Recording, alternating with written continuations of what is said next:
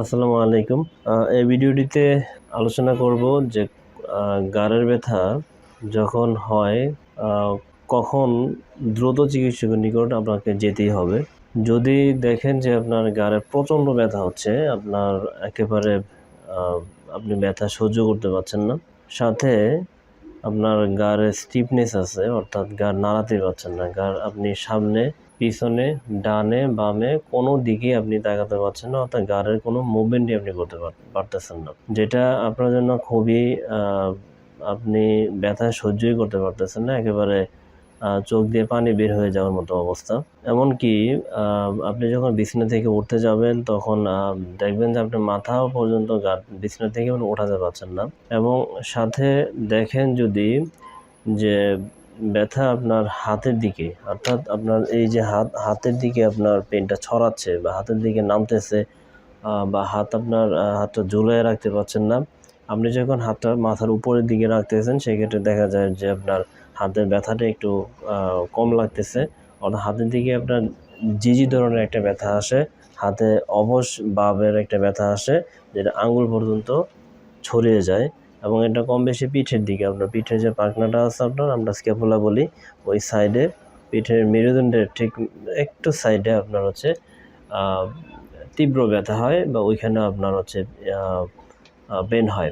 অর্থাৎ এই ধরনের ব্যথাগুলো সাধারণত ডিস্কের প্রবলেমের কারণে যখন নার্ভের কম্প্রেশন হয় গাঁড়ের, তখন কি হয়, এই পেনগুলো অর্থাৎ নেকের যে C3 থেকে শুরু করে C7 পর্যন্ত যে আমাদের সেগমেন্টগুলো থাকে, এগুলো আমাদের কি হয়, এই সাইড এবং পিছনের সাইড এবং হচ্ছে হাতের দিকে এবং ফিঙ্গারের দিকে পেন নেমে আসে। তো যখন এই ধরনের জিজি ধরনের ব্যথা বা আপনার হচ্ছে অবশ ভাবের ব্যথা, কিংবা আপনার সেন্সেশন লস, অথবা আপনার হচ্ছে শিরশির করে ব্যথা, অনেকে বলে টাড়ায়, এই ধরনের ব্যথা যদি আপনার থাকে, তাহলে আপনার দ্রুত নিজে থেকে কিছু না করে দ্রুত চিকিৎসকের সাথে আপনি দেখা করবেন। আপনি অবশ্যই, এবং সাথে যদি দেখেন যে আরও আপনার সাথে কি থাকতেছে, সাথে আপনার যদি মাথা ব্যথা হয়, এবং এমনকি কিছু কিছু সিমটমের ক্ষেত্রে দেখা যায় জ্বরও আসে। যদি দেখেন যে জ্বর আসে আপনার ব্যথার সাথে, তাহলে এটা অবভিয়াসলি আপনার ইন্টারনাল কোনো বিষয়ের সাথে জড়িত হচ্ছে। আর নর্মালি যে ব্যথাগুলো আমাদের মাসকুলোস্কেলেটাল কেসগুলোর ক্ষেত্রে হয়, বা ভার্টিব্রাল কোনো সমস্যার জন্য হয়, সেক্ষেত্রে কিন্তু প্রাথমিকভাবে জ্বর আসে না। যদি ইনকেস শরীরের ইন্টারনাল কোনো বিষয় জড়িত থাকে, তখনই কিন্তু আপনার এই জ্বরের একটা ভাব আসতে পারে। যদি এই ধরনের সিমটমগুলো আপনি দেখতে পান, এবং মুভমেন্টের সাথে যদি দেখেন যে গাঁড় আপনার সামনের দিকে জোগাতে পারছেন, কিন্তু পিছনের দিকে আপনি একদম নিতেই পারছেন না, তাহলে কোনোভাবেই আপনি একদিনের জন্য বা আপনি 10 মিনিটের জন্য আপনি লেট করবেন না, দ্রুত চিকিৎসকের কাছে যাবেন।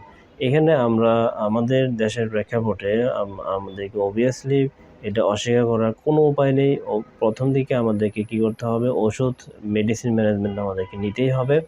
সেক্ষেত্রে আমরা যখন পেন কিলার ব্যথার ক্ষেত্রে ইউজ করব, সেক্ষেত্রে আমরা অবশ্যই একটু সাবধান হব। কারণ বর্তমানে দেখা যাচ্ছে যে ডায়াবেটিস রোগী এবং কিডনি ফেলিউর রোগী, এমনকি ভাস্কুলার ডিজিজের সংখ্যা কিন্তু, রোগীর সংখ্যা দিনে দিনে কিন্তু আগের তুলনায় অনেক বেড়ে যাচ্ছে। এই সমস্ত যে আপনার ভাস্কুলার ডিজিজ, কিডনি ফেলিউর, কিডনিতে সমস্যা, কিংবা যে আপনার ডায়াবেটিসের সমস্যাগুলো আসতেছে, এগুলো কিন্তু অতিরিক্ত পরিমাণে মেডিসিন এবং অতিরিক্ত পরিমাণে পেন কিলার খাওয়ার একটা রেজাল্ট কিন্তু এখানে অ্যাড হচ্ছে। তো সাধারণত চিকিৎসকের সাথে, অর্থাৎ কোন ধরনের চিকিৎসক আপনি, আপনার গাঁড় ব্যথা ম্যানেজমেন্টের জন্য আপনি কি অর্থোপেডিক্স স্পেশালিস্ট আছে, ফিজিওথেরাপি স্পেশালিস্ট আছে, ফিজিক্যাল মেডিসিন স্পেশালিস্ট আছে, নিউরো মেডিসিন স্পেশালিস্ট আছে, অথবা ব্যথা বিষয়ক স্পেশালিস্ট যারা আছে, তাদের নিকটে আপনি দ্রুত চলে যাবেন, দ্রুত দেখাবেন। এবং দেখিয়ে যদি তীব্র ব্যথা হয়, প্রথম থেকে কিন্তু পেন কিলারের প্রয়োজন হতে পারে। সেই ক্ষেত্রে অবভিয়াসলি এই পেন কিলার 3 থেকে 7 দিনের বেশি আপনি প্রয়োজন মোতাবেক চেষ্টা করবেন না খেতে, এবং সাথে দ্রুত ফিজিওথেরাপি চিকিৎসককে দেখাবেন। একে যদি প্রথম দিকে সরাসরি আপনি ফিজিওথেরাপি চিকিৎসকের নিকটে যেতে পারেন, তাহলে এটা আরও অনেক বেশি ভালো। কারণ এটা প্রাথমিক স্টেজে যে গাঁড়ের ব্যথা হয়, সেটা সেইভাবে অ্যাসেসমেন্ট করে আপনার দ্রুত ফিজিওথেরাপি চিকিৎসাতে আপডেট চিকিৎসা ব্যবস্থা এমন কিছু সিস্টেম আছে, পদ্ধতি আছে যেটা আপনার দ্রুত নেক পেন ভালো করার ব্যবস্থা রয়েছে। তো এই যে উভয়ের সমন্বয়ে মেডিসিন এবং ফিজিওথেরাপি, আমাদের দেশের প্রেক্ষাপটে মেডিসিন ম্যানেজমেন্টটাই সবার আগে আসে। আপনারা যেটা করবেন, মেডিসিন চিকিৎসা পদ্ধতি অবশ্যই নেবেন এবং সাথে ফিজিওথেরাপি চিকিৎসাটা নিতে ভুল করবেন না।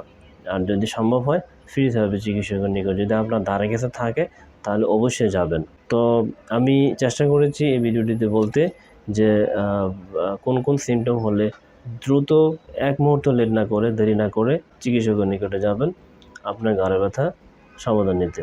ধন্যবাদ, ভালো থাকবেন।